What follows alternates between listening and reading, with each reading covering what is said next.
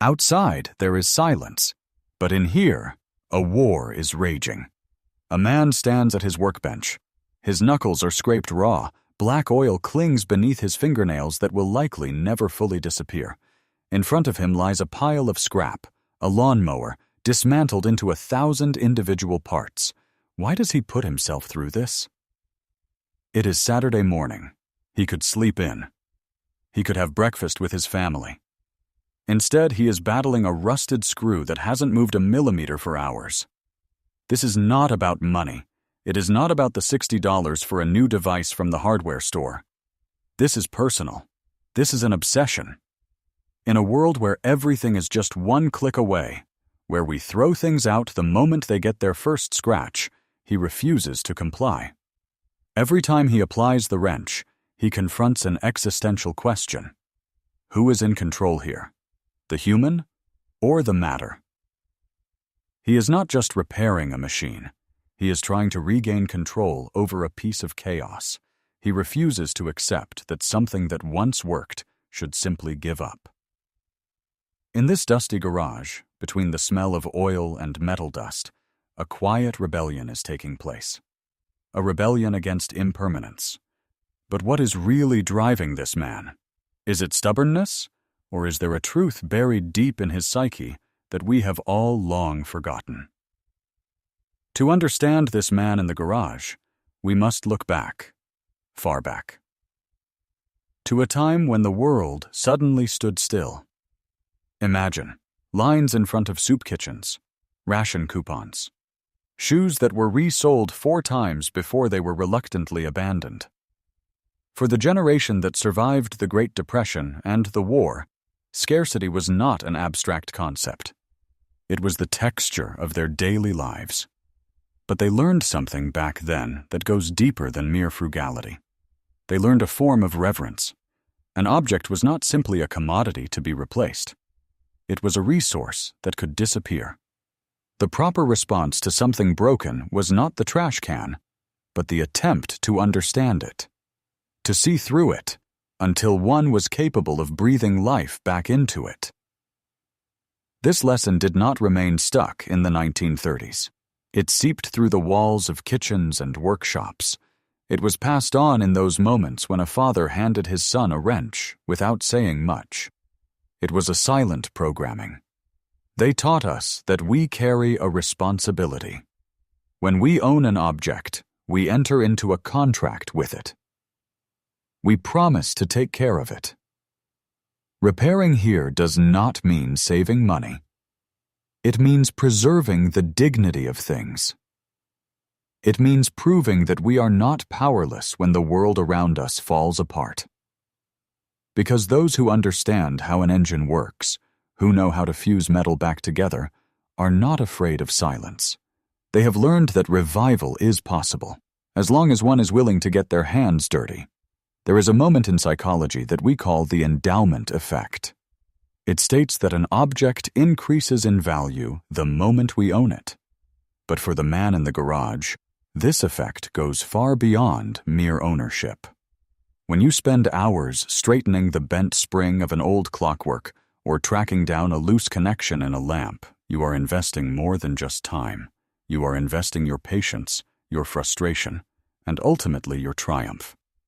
In those moments, you merge with the material. Your sweat and your thoughts flow into the metal. A repaired object is no longer an ordinary item. It is an extension of yourself. Take that old lamp on your desk. In the store, the same model stands there, shiny, perfect, flawless. But to you, it is worthless. Why? Because it has no story. Your old lamp, on the other hand, has scars. Perhaps the shade is slightly crooked, or the cable has been expertly patched. These scars are not flaws. They are evidence. They are witnesses to your refusal to give up.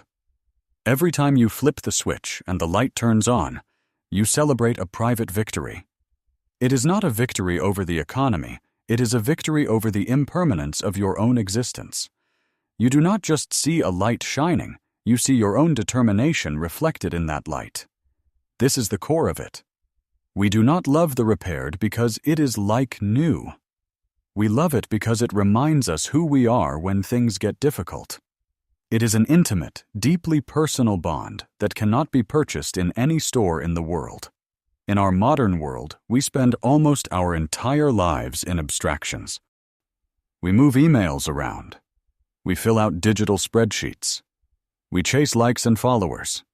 At the end of a workday, we often have nothing in our hands that we can truly touch.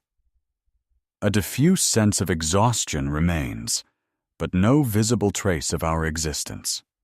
Psychologists call this a loss of self-efficacy. We feel like cogs in a massive, invisible machine whose effects we can barely control. We are trapped in a glass world of pixels and algorithms, and this is exactly where repairing becomes a form of therapy. When you unclog a pipe or bring an old radio back to life, something magical happens. You step out of the digital cloud and back into physical reality. There are no abstract error codes here. There is only the logic of mechanics and physics. When after 2 hours of work, the water flows again or the engine starts, it is immediate, undeniable feedback from the world. You have done something. Your hands have created a change. Reality has answered you. This feeling is the strongest antidote to modern helplessness. It is the certainty. I have the power to influence the course of things. It is no coincidence that in stressful times, we begin to repair things. We are not looking for savings. We are looking for proof of our own agency. In a world that often makes us feel replaceable and powerless, repairing gives us back a precious truth. You are not merely a spectator. You are a creator. There is an invisible bridge that leads from the workbench to the living room.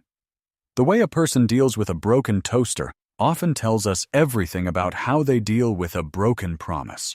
For people with this particular psychology, repairing is not a hobby, but a moral compass. They live in a world where loyalty outweighs convenience. When something stops working, whether it is a machine or a conversation, their first reaction is not escape, but analysis.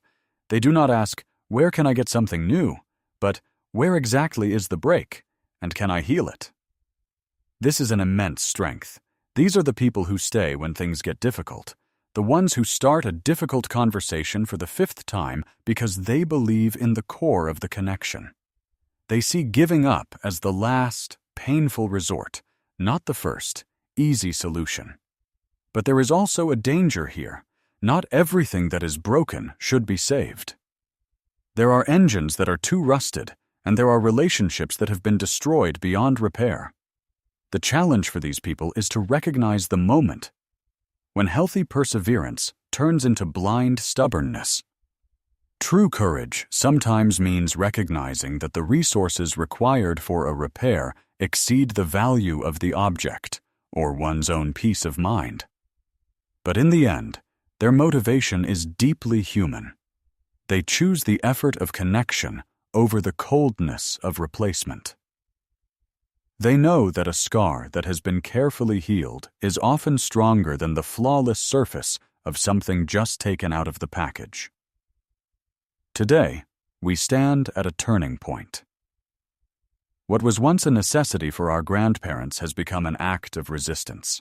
In workshops around the world and in repair cafes of major cities, a new generation is emerging. For them, repairing is no longer a sign of poverty. It is a political statement, a silent rebellion against planned obsolescence, against products designed to die right after the warranty expires. It is the birth of the right to repair movement. Unlike before, these young people do not repair because they have to, but because they want to. It is a conscious choice for the authentic in a world of disposability. Anyone who opens up an old smartphone today or restores a flea market find is not simply buying an object. They are buying freedom. The freedom not to be a passive consumer, but an informed user. In the end, the man in the garage is far more than just a skilled tinkerer. He is the guardian of a truth we almost lost, that things gain a soul when we care for them. That time, dedication, and repair are a form of human dignity that cannot be bought on any shelf in the world. Look around you, in your house, in your life. What is worth preserving? What would you repair if you knew it was not about the object, but about yourself? Because in the end, what we keep and what we replace tells the true story of who we really are.